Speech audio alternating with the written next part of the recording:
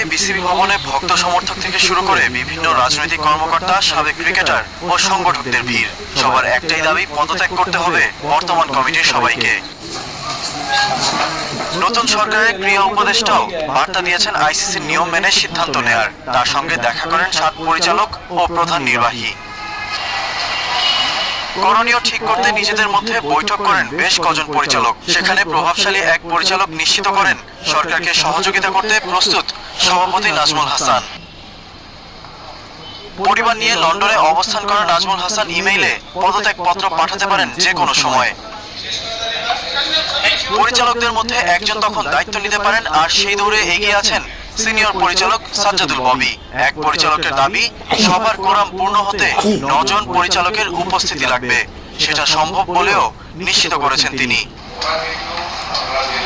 গঠনতন্ত্রে থাকায় নির্বাচিত প্রত্যেকটা পরিচালকের পদত্যাগ